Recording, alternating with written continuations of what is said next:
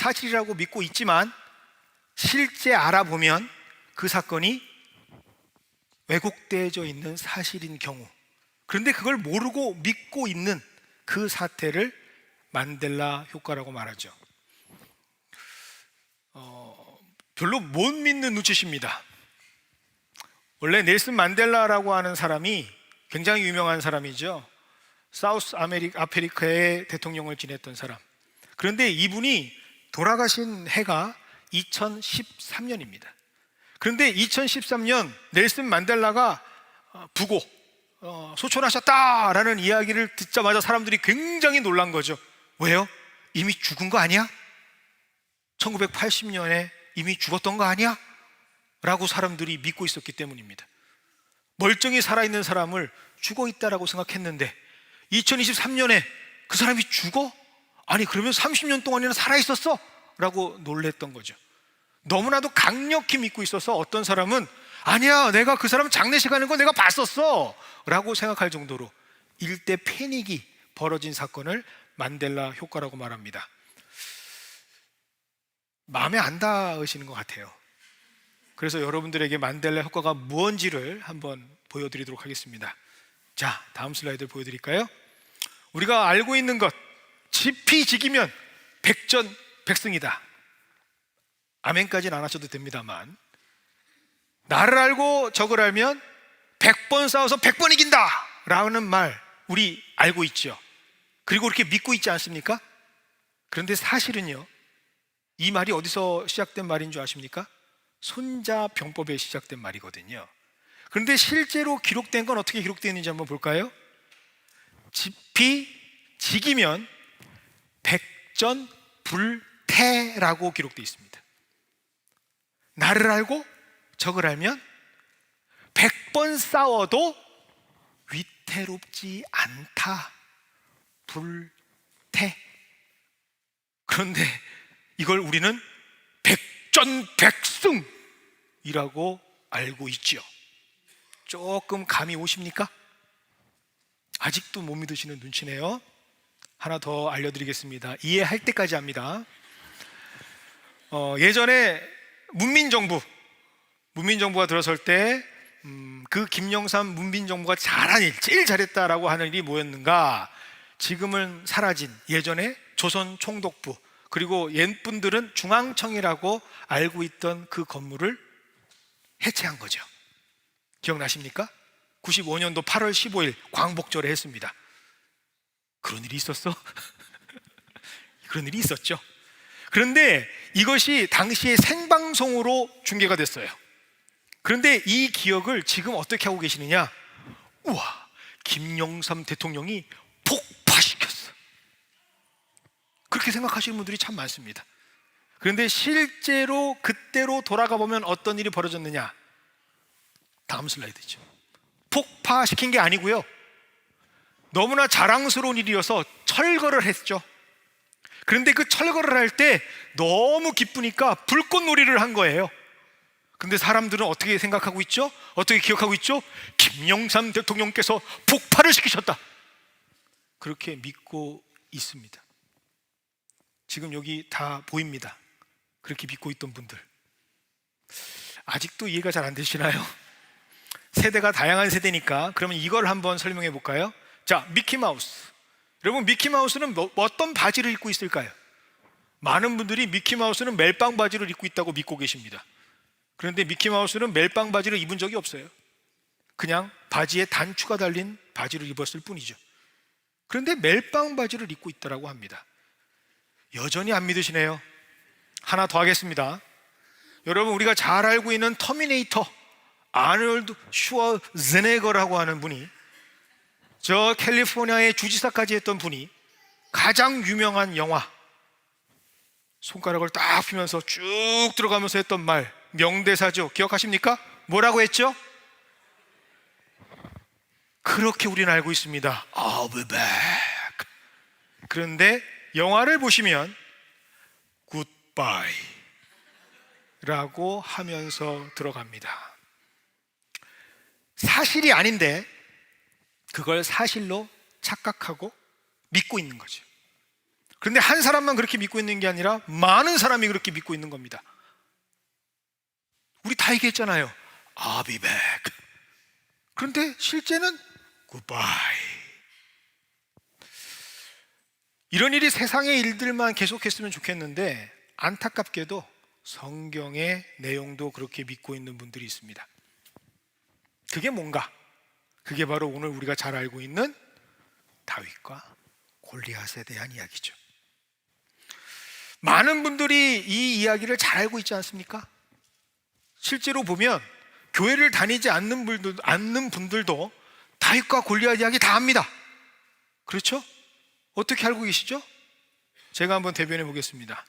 아무리 어려운 싸움이라 할지라도, 아무리 그 환경이 어렵다 할지라도, 다윗처럼 약자라고 언더독이라 할지라도 믿음만 있으면, 승리한다는 믿음만 있으면 저 골리앗을 싸워 이길 수 있다 라는 내용으로 알고 있지 않습니까?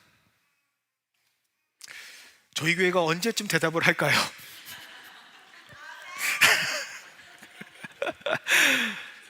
그래서 많은 분들은요, 감사합니다. 많은 분들은 좀 그 힘든 사람들, 약한 사람들, 언더독의 반란을 꿈꾸는 어떤 혁명을 꿈꾸는 사람들이 이 다윗과 골리앗들의 말을 동기부여하는 대로 많이 쓰지요. 그런데 말입니다, 성경을 잘 보면 그렇게 기록된 적이 없다라는 사실입니다. 성경을 잘 보면 다윗이 골리앗을 이겼다라고 하는 것은 팩트. 그런데 승리를 염원한 강렬한 열정과 믿음 때문에 이겼다라는 말은 없습니다. 다윗의 승리의 요건이 강한 믿음이었다라고 말한 적 없습니다. 그런데 우리는 그렇게 믿고 있지요. 이게 왜 중요한 줄 아십니까? 문제는 세상 사람들이야 그렇게 자기가 이해하고 싶은 대로 이해하고 믿고 싶은 대로 믿어도 상관없겠지만, 말씀을 믿고 말씀대로 살아가야 하는 우리들한테는 굉장히 심각한 문제가 됩니다. 왜요? 팩트는, 성경은 그렇게 말하고 있지 않기 때문이죠. 다윗과 골리앗, 강한 믿음이 있으면 나도 다윗처럼 이길 수 있어. 강한 열정이 있으면, 하나님을 믿는 믿음이 있으면 나도 승리할 수가 있어. 그런데 그런 믿음이 생겨서 실제의 삶에 골리앗과 맞받다 붙는 그런 싸움에서 이기려고 노력해봤는데 매번 실패로 가득하다라는 게 우리의 현실입니다. 다윗과 골리앗 이야기 있지요. 믿어요, 알아요, 인지합니다. 믿어요, 내가 믿습니다. 그리고 나가 싸웁니다. 골리앗 붙어봐. 근데 팽팽 깨져요. 매일 우리의 삶이 실패입니다. 골리앗을 이겨본 적이 없죠. 이것이 반복되는 일상을 경험하면서 어느 순간부터 다윗과 골리앗이라는 그 성경 말씀이 내게 감동이 안 돼요. 다윗 이겼지. 그 말씀이 내 삶에 적용이 안 돼요.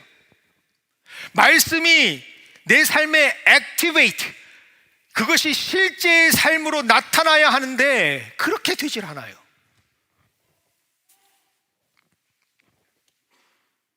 그런데 그 누구도 말을 안 해요. 말을 하지 않습니다. 믿습니까? 믿지요. 그런데 왜 삶에는 나타나지 않습니까? 왜 실패합니까? 말을 안 해요. 그저 자신에게 실망할 뿐입니다. 나를 자책해요. 나를. 내가 다윗과 같은 큰 믿음이 없어서 그런가 보다. 내가 모자라서 그렇지. 내가 좀 더 강하게 믿었어야 되는데, 내가 더 담대했어야 되는데, 내가 부족해서 그렇지. 그러면서 성경 말씀을 봅니다. 마태복음 17장 20절 말씀입니다. 이르시되 너희 믿음이 작은 까닭이라. 진실로 너희에게 이르노니 만일 너희에게 믿음이 겨자씨 하나의 만큼만 있어도 이 산을 명하여 여기서 저기로 옮겨지라 하면 옮겨질 것이요 또 너희가 못할 것이 없느니라. 이 말씀을 딱 들으면요 더 쪼그라들어요. 내 믿음은 겨자씨만한 믿음도 안 되네. 아이고, 그러니 내가 이렇게 골리앗에게 맨날 지는 거야. 그렇게 아파하고 힘들어 합니다. 근데 말을 안 해요. 그냥 말 안 하고 다니는 거예요. 그런데 분명하게 말씀드렸어요. 성경에는 그렇게 기록되어져 있지 않습니다. 성경에는 강한 믿음이 승리할 수 있다라는 내용으로 다윗과 골리앗의 성경으로 기록되어져 있지 않습니다.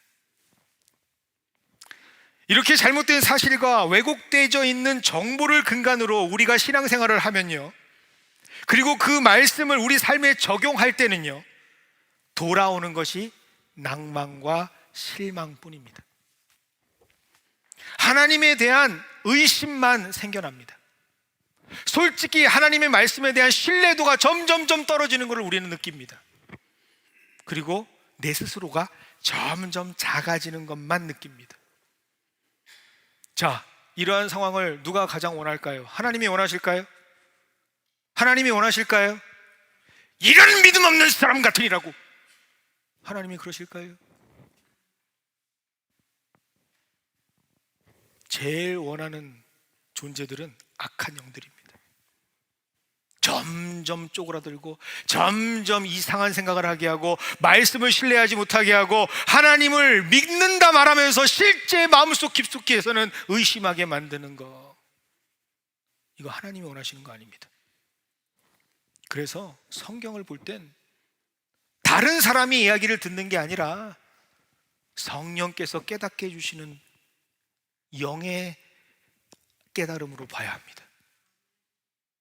익숙한 본문일수록, 내가 알고 있다라고 생각하는 본문일수록 더 하나님께 의지하면서 봐야 하는 것이 우리가 해야 할 일입니다.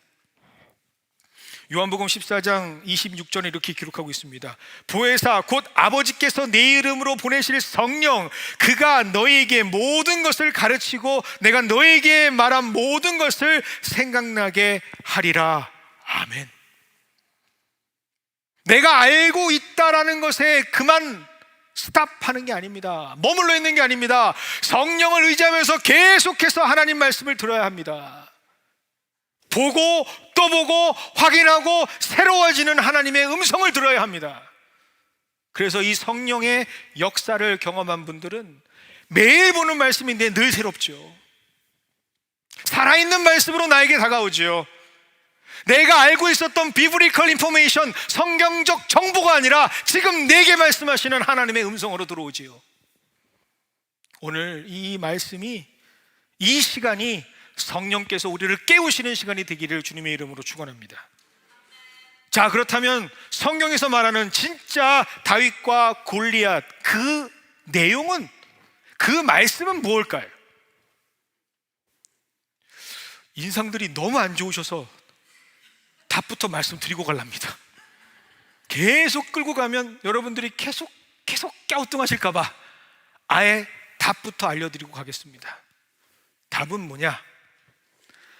다윗과 골리앗이라고 하는 말씀은 믿으면 승리한다라는 말씀보다 다윗 같은 사람이 되라라는 말씀입니다. 골리앗을 무너뜨리는 승리를 목적으로 바라보는 자들, 그들은 말씀을 볼 때 어떻게 이겼지? 노하우만 봅니다.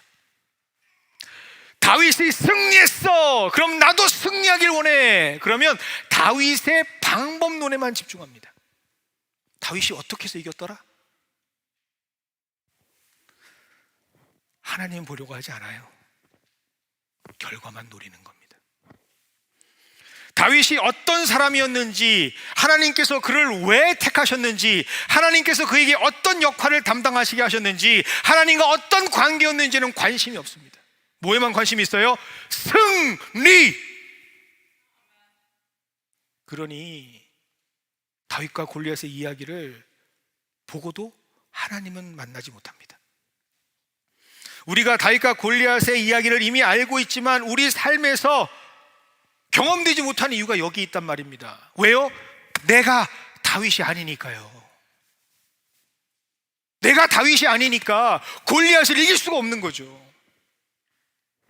성경은 우리에게 말씀하시고 있습니다. 우리의 초점이, 우리의 목적이 바라는 것, 그건 승리가 되면 안 된다라고 말씀하시는 겁니다.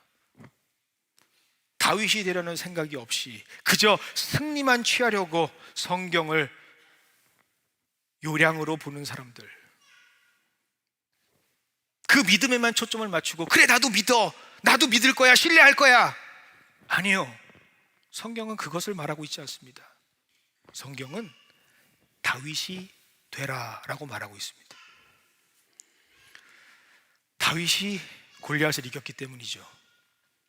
그렇다면 우리는 첫 스타트부터 올바르게 시작을 해야 됩니다. 아주 선명하게 우리는 볼 수가 있죠. 사실 다윗은요, 군인이 아니었습니다. 굉장히 중요한 사실입니다. 다윗은 군인이 아니었습니다. 그저 아버지 심부름으로 이세 아버지가 시키는 대로 형들에게 양식을 전해주러 갔던 그냥 딜리버리맨입니다. 오늘 말씀 읽지는 않았지만 사무엘상 17장 17절에 이렇게 기록되어 있습니다. 이때에 이세가 자기 아들 다윗에게 일렀다. 여기 있는 볶은 곡식 한 에바와 빵 10덩어리를 너희 형들에게 가져다 주어라. 너는 그것을 가지고 빨리 진으로 가서 너희 형들에게 주어라. 다윗은 참전하는 군인이 아니었습니다. 다윗은 싸우러 간 사람이 아닙니다. 딜리버리맨입니다. 그런데 그 딜리버리맨이 전쟁터에 배달을 갔는데 거기에서 한 음성을 듣습니다. 골리앗이라고 하는 할례도 받지 않은 자가 갑자기 하나님의 군대를 저주하고 능멸하는 소리를 듣습니다. 그런데 그 소리를 듣고 화가 치밀어 오릅니다. 거룩한 분노가 생기는 거죠. 사무엘상 17장 26절입니다. 저 할례도 받지 않은 블레셋 녀석이 무엇이기에 살아계시는 하나님을 섬기는 군인들을 이렇게 모욕하는 것입니까?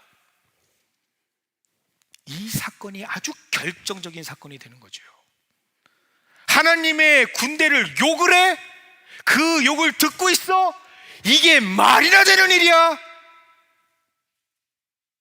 배달을 갔던 작은 자 형들의 동생이 화가 나고 분노가 일어납니다. 하나님의 이름이 땅에 떨어지는 것을 참을 수가 없었던 것이죠.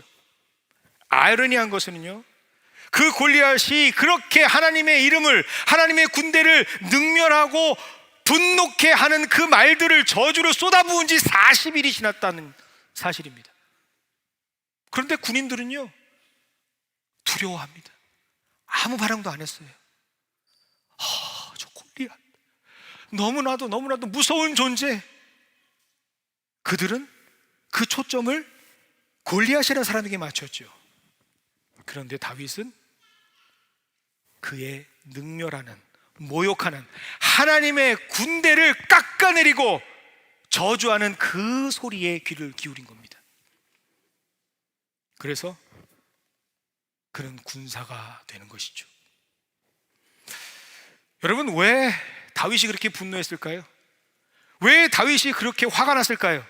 그 이유는 단 하나, 하나님을 사랑했기 때문입니다. 자, 너무 성경 얘기만 하니까 힘드시죠? 예를 한번 들어드리겠습니다. 자, 길거리를 갑니다. 지나가요. 사람들이 싸우네요. 와, 여러분, 그 싸움에 개입을 하시겠습니까? 아무 상관도 없는데. 그런데 싸우는 소리를 잘 들어보니까 우리 어머니 욕을 하고 있어요. 우리 아버지 욕을 하고 있어요. 여러분 어떻게 하시겠습니까? 맞아, 우리 아버지가 좀 그래. 어떻게 알았어? 우리 엄마가 그래요. 하실 겁니까? 지금 내 아버지, 내 어머니가 욕을 먹고 있는데 그 욕을 듣고 내가 가만히 있습니까? 들어가죠. 이 사람이 뭐라는 거야? 그들의 싸움이 아니라 내 싸움이 되는 겁니다. 왜요? 내 아버지, 내 어머니니까요. 사랑하는 마음이 그런 겁니다. 다윗은 지금 하나님의 군대, 하나님의 이름이 땅에 떨어지는 것을 참을 수가 없어요. 왜요? 내가 하나님을 사랑하니까. 오늘 말씀은 그 이야기를 우리에게 전하고 있는 겁니다. 하나님을 사랑하는 자의 이야기, 하나님의 사랑을 분명하게 전하는 다윗의 이야기입니다. 한국에는요, 요즘 교회에 고3들이 없답니다. 뭐 전부 다 그런 건 아니겠죠. 그런데 정말 대부분의 교회에서요, 고3 찾기가 하늘의 별 따기랍니다. 고2까지 아주 잘 교회를 다니던 아이들도요, 고3이 되면 사라져 버린답니다. 심지어 교회를 잘 섬기는, 교회의 덕망이 있는 그 신앙의 깊이와 넓이가 어마어마한 분들의 자제분들도 그렇답니다. 그리고 그 자제들을 키우는 부모님들도 역시 그렇게 열심히 기도하고 그렇게 신앙생활 잘 하시는 분들도 자녀가 고3들이 되면 1년은 좀 쉬어도 되지 않습니까? 라고 말한답니다. 왜요? 세상이 그렇게 돌아가니까요. 세상이 고3이 되면 다 공부에 집중합니다. 다 열심히 해야 된다고 생각해요. 그 공부하는 시간을 쪼개고 예배 드리는 시간이 어딨어? 공부해야지. 그래서 교회에 고3이 안 나와도 아무렇지도 않아요. 남 얘기처럼 말씀하시네요. 우리는 스카이캐슬에 나오는 페어팩스 주변에 살고 있습니다. 전 세계에서 가장 학교열이 높다는 페어팩스. 우리 스스로 자부하지 않습니까? 우리 교육은 좋아. 그러면서 기도한대요. 좋은 대학을 갈 수 있게 하여 주시옵소서. 좋은 직장을 얻게 하여 주시옵소서. 그래서 하나님께 영광을 드리는 하나님의 거룩한 자녀가 되게 하여 주시옵소서. 말이 됩니까? 이런 사회, 이런 교회에서 우리가 다윗을 길러낼 수 있겠습니까? 대학 가는 것보다, 좋은 직장을 얻는 것보다 하나님을 더 사랑하는 것이 중요하다고 가르쳐야 할 교회에서, 그것이 진짜 하나님이 원하시는 거야 가르쳐야 할 가정에서 우리는 지금 뭘 하고 있습니까? 아이가 말합니다. 나중에 제가 커서 효도를 하겠습니다. 제가 좋은 직장을 얻으면 아버지 큰 집도 사드리고 어머니 큰 차도 사드리고 제가 다 하겠습니다. 지금은 속고 계시잖아요. 정말 그렇게 합니까? 하시는 분들도 있겠지만 대부분은 효도하겠다는 사람은 효도 안 합니다. 진짜 효도하는 사람은요, 지금 합니다. 지금 엄마가 어떤지, 지금 나의 아버지가 어떤지, 이빨에 임플란트는 몇 개가 필요한지, 무릎은 괜찮으신지, 날씨가 추워지면 건강은 어떠하신지 지금 묻죠. 나중에 돈 많이 벌어서 놀라운 일들을 할 수 있는 사람이 됐을 때 효도할 수 있을까요? 지금 내 옆에서 나와 함께 시간을 보내주는 그가 진정한 효도 아닙니까? 진정한 효자 효녀 아닙니까? 나를 사랑하는 나의 자녀 아닙니까? 하나님은 오늘 분명하게 말씀하십니다. 너희들은 승리를 위해서만 다윗과 골리앗의 이야기에 집중하고 있구나. 너희의 그 알량한 너희의 그 자존심과 너의 그 목적은 무엇이냐? 승리하는 방법에만 집중하고 있구나. 나는 다윗을 기다리고 있다. 나는 제2의 다윗, 제3의 다윗을 기다리고 있는데 왜 너희는 계속 승리하는 것에만 집중하고 있느냐? 하나님께서 우리에게 말씀하시는 음성을 들으시기를 바랍니다. 하나님께서는 분명하게 선포하고 계시죠. 로마서 8장 28절입니다. 우리가 알거니와 하나님을 사랑하는 자, 곧 그의 뜻대로 부르심을 입은 자들에게는 모든 것이 합력하여 선을 이루느니라. 합력하여 선을 이룰 수 있는 자들 누구예요? 하나님을 사랑하는 자들입니다. 승리할 수 있는 비결, 하나님께서 승리를 보장해 주시는 비결, 하나님께서 우리와 함께 싸워주시는 비결은 바로 다윗이 가졌던 하나님을 사랑하는 마음이라는 것이죠. 그것을 알려주기 위해서 오늘 다윗과 골리앗의 내용이 성경에 들어가 있다라는 사실. 내가 반드시 승리할 거야. 그 승리를 위해서 내가 믿음만 가지면, 강한 신념만 가지면 어떤 어려움도 돌파할 수 있어라는 말이 아니란 사실. 우리에게 가장 먼저 필요한 것은 다윗을 통해서 요청하고 계시는 바로 하나님을 사랑하는 마음입니다. 그것이 바로 올바른 승리의 출발점입니다. 그렇게 하나님을 사랑했던 자, 그가 진짜 원했던 거 승리라고 생각하십니까? 아니에요. 시편 27편 4절은 이렇게 말하고 있습니다. 주님, 나에게 단 하나의 소원이 있습니다. 나는 오직 그 하나만 구하겠습니다. 그것은 평생 주님의 집에 살면서 주님의 자비로우신 모습을 보는 것과 성전에서 주님과 의논하면서 살아가는 것입니다. 내가 원하는 한 가지, 주님의 기쁨이 되는 것. 우리 그렇게 찬양하지 않습니까? 나의 평생에 단 한 가지 소원, 주의 아름다우심 보며 사랑 노래하는 것. 그거 아닙니까? 그것이 바로 우리에게서 다윗을 통해 하나님께서 원하시는 것인데, 우리는 매번 승리, 승리, 승리. 본문 17장 46절은 이렇게 전하고 있습니다. 주님께서 너를 나의 손에 넘겨주실 터이니 내가 오늘 너를 쳐서 내 머리를 베고 블레셋 사람의 주검을 모조리 공중의 새와 땅의 들짐승에게 밥으로 주어서 온 세상이 이스라엘의 하나님을 알게 하겠다. 하나님을 사랑하는 자, 그 사랑을 가진 자에게 하나님께서 행하시는 축복이 바로 하나님의 역사에 편입되는 것이죠. 하나님께서 하나님이 누구이신지를 알려주는 그 사건 속에 그의 인생을 편입시켜 주십니다. 그것이 바로 우리가 해야 하는 모습이죠. 많은 사람들이 말합니다. 다시 반복해서 말씀드립니다. 내가 좋은 자리, 모두가 우러러보는 자리, 그러한 높은 권좌에 오르면 그 자리에서 하나님께서 얼마나 위대하신지를 보여주겠다라고 말입니다.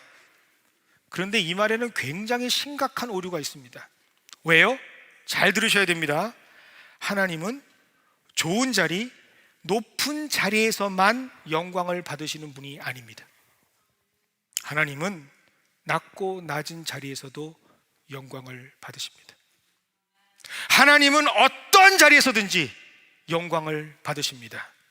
그런데 내가 높은 자리, 내가 좋은 자리, 내가 능력 있는 자리에서 하나님을 찬양하길 원합니다라고 하는 그 말에는 내가 되고 싶은 욕망, 하나님께 영광을 돌리겠다라고 하는 그럴싸한 이유와 근거, excuse, reason을 대면서 그저 승리에만 집중하는, 내 목적을 이루기에 급급해하는 나의 속내를 포장하려고 하는 것이죠. 그런데 하나님은 내 마음 깊숙한 중심까지도 다 아십니다. 그러니 하나님께서는 그러한 인생에 다윗과 골리앗의 사건을 허락해 주실 수가 없는 거죠. 하나님을 사랑하는 자, 그를 통하여 하나님 되심의 사건을 고백하시는 것이지 내가 하나님을 높여드리는 게 아닙니다. 하나님을 사랑하는 자가 될 때 그가 하지 않아도 하나님께서 행하십니다. 오히려 하나님께서 하나님을 사랑하는 자를 하나님의 위대한 역사에 편합시켜 주시는 은혜를 통해서 하나님이 되시는 사건을 찬양하게 만들어 주십니다. 꼭 기억하십시오. 다윗이 위대해서 하나님을 증거하는 게 아닙니다. 하나님이 위대하시기 때문에 다윗을 쓰셔서 하나님이 얼마나 위대한지를 보여주시는 것이죠. 그것을 우리는 하나님께서 세우신다라고 말하는 겁니다. 그렇게 세워진 사람들, 하나님께서 위대한 하나님의 역사에 편입시켜 주시는 사람들, 은혜를 입은 사람들, 그 축복을 받은 사람들이 손에 쥐는 것이 무엇입니까? 그게 바로 승리라는 것입니다. 하나님께 쓰임받는 자, 하나님을 사랑해서 하나님께 쓰임받는 자가 얻을 수 있는 것이 바로 승리라는 것이죠. 그리고 이들은 그 승리의 방법이 오직 하나님에게만 있다는 사실을 누구보다 잘 알고 있습니다. 47절입니다. 또 주님께서는 칼이나 창 따위를 쓰셔서 구원하시는 것이 아니라는 것을 여기 모인 이 온 무리가 알게 하겠다. 전쟁에서 이기고 지는 것은 주님께 달린 것이다. 주님께서 너희를 모조리 우리 손에 넘겨주실 것이다. 여러분, 왜 다윗이 물맷돌과 조약돌로 골리앗과 싸웠는지 아십니까? 제가 이 이유를 찾기 위해서 논문을 여러 개를 봤거든요. 그 논문 중에는 박사학위 논문도 있더라고요. 물맷돌을 쥔 이유. 그런데 제가 아무리 읽어봐도 동의가 안 됩니다. 제가 동의되는 사실은 딱 하나. 그 승리가 하나님께서 하신 승리라는 것을 보여주기 위한 그의 방법이었습니다. 세상 사람들은 전쟁을 해서 이기려면 칼을 가져야 하고 창을 가져야 하고 투창을 가져야 하고 수많은 무기가 있어야 하고 큰 군대가 있어야 한다고 생각하지만 아니요! 내게 아무것도 없어도 하나님이 하시는 승리는 하나님께서 하실 거야. 그 고백으로 물맷돌을 잡아들었던 것이죠. 믿고 의지하고 선포하는 마음으로 하나님의 선택이니 하나님의 전쟁이니 하나님께서 승리하게 하실 거다. 그는 인간의 방법을 내려놓습니다. 그 내려놓음이 물맷돌을 쥐었던 것이죠. 그래서 이 진리를 알고 있는 사람들은요, 바보 같은 방법들을 씁니다. 세상 사람들이 볼 때는 정말 어처구니가 없는, 이해가 안 되는, 합리적이지 않은 방법들을 씁니다. 그것이 바로 신약 성경에 나와져 있죠. 성전, 사도행전에 보면 성전 미문 앞에서 평생을 구걸하는 안진뱅이 이야기가 나옵니다. 그가 요청했던 건 뭐죠? 금, 은입니다. 내 입에 풀칠을 할 수 있게 만드는 금, 은. 이것이 있어야 살 수 있다라고 생각하는 금, 은. 그런데 하나님의 사람 베드로는 그에게 분명하게 선포합니다. 내가 원하는 살 수 있다라고 하는 그 방법, 그것이 있어야 꼭 살아날 수 있다라고 믿고 있는 그 생각, 그 금과 은은 내게 없어. 하지만 내게 구할 것은 너의 전체 인생, 너의 근본적인 인생을 완전히 바꿔줄 예수 그리스도의 이름이야. 그리고 그는 그 이름을 그에게 선포했을 때 그는 일어나 걷습니다. 뛰고 하나님을 찬양합니다. 승리를 위한 맹목적인 믿음이 승리를 쟁취할 수 있는 요소가 되는 것이 아니라 칼과 창과 무기와 병력과 인간의 계략과 군대의 힘이 골리앗을 쓰러뜨린 것이 아니라 하나님, 그 하나님을 사랑하는 자, 그 사랑하는 자를 하나님의 역사에 편입시켜 주셔서 하나님이 승리하는 것을 고백하는 자, 그가 선물로 받는 것이 바로 승리, 그것을 깨닫기 원한다라고 하신 하나님의 마음이 바로 다윗과 골리앗의 이야기라는 사실. 오늘 우리가 그러면 나아가야 할 방향성이 분명히 정해집니다. 하나님을 다윗처럼 사랑하시는 우리 모두가 되기를 원합니다. 그 하나님의 사랑이 우리를 승리하게 하실 줄 믿습니다. 내가 믿는 신념, 내가 생각하는 그 방법이 아니라 하나님을 사랑하면 하나님께서 그 사랑을 보시고 승리의 사람으로 당겨서 써주시는 겁니다.